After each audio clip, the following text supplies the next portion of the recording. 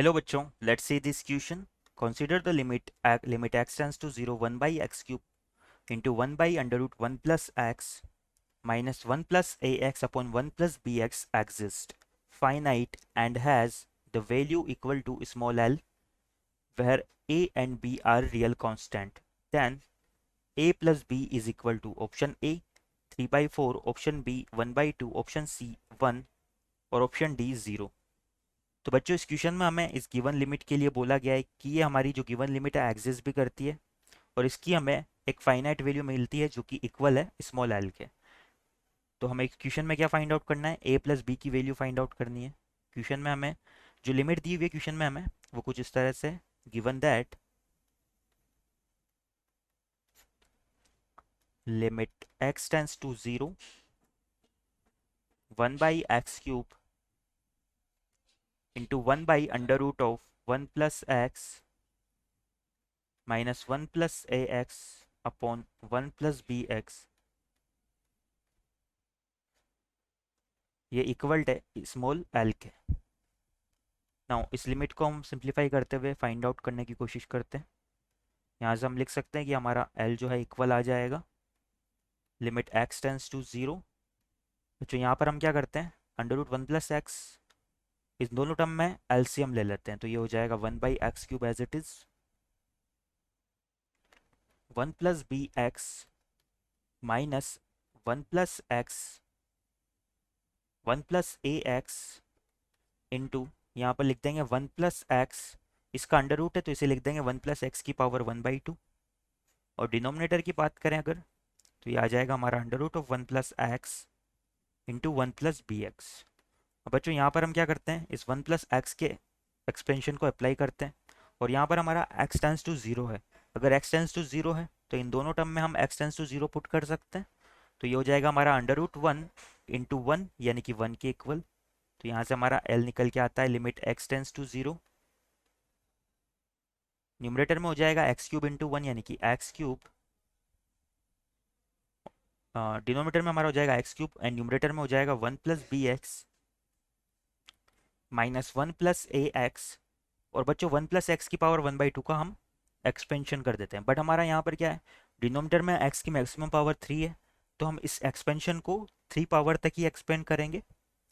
3 power तक expand करने पर ये क्या हो जाएगा 1 plus x by 2 minus x square by 8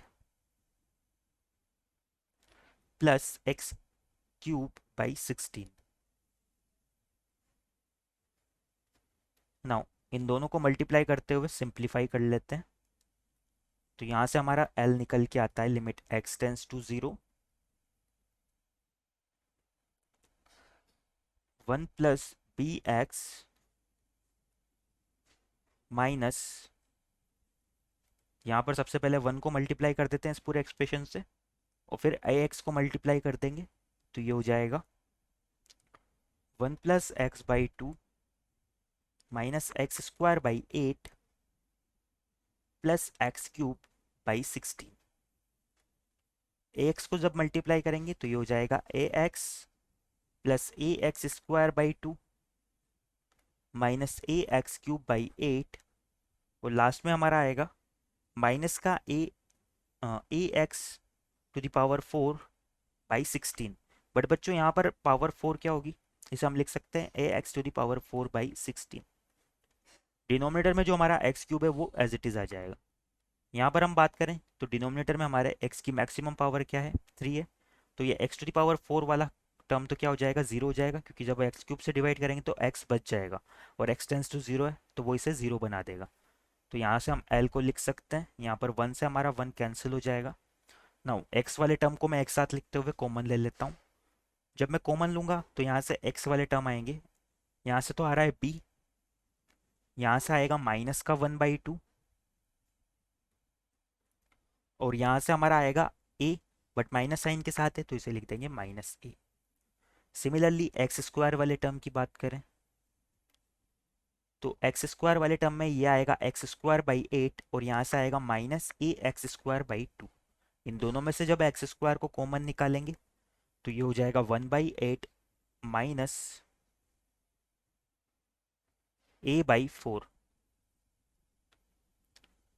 last term की बात करें तो लास्ट में हमारे पास एक्स क्यूब है। एक्स क्यूब वाले टर्म को अगर हम देखें तो एक्स क्यूब में से जब हम कॉमन निकालेंगे तो ये हो जाएगा a/8 -1/16, और डिनोमिनेटर में हमारा x cube as it is है। नाउ ये हमें क्या दिया हुआ है क्वेश्चन में, फाइनाइट दिया हुआ है। यहाँ पर हम लिख सकते हैं since given limit is finite. अगर यहाँ पर ये जो गिवन लिमिट है ये फाइनाइट है तो हमारा जो x और एक्स स्क्वायर का कोफिशिएंट है ये क्या आना चाहिए, जीरो के इक्वल आना चाहिए। तो यहाँ से हम लिख सकते हैं देयरफॉर कोफिशिएंट ऑफ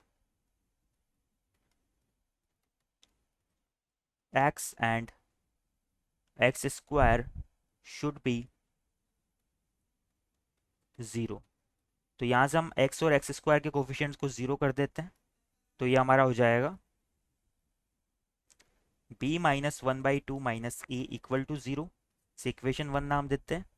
और एक्स स्क्वायर की बात करें तो 1/8 - a/4 equal to zero. Now इसे अगर सोल्व करें तो ये हो जाएगा a/4 इक्वल टू 1/8। तो यहाँ से हमारा a निकल के आता है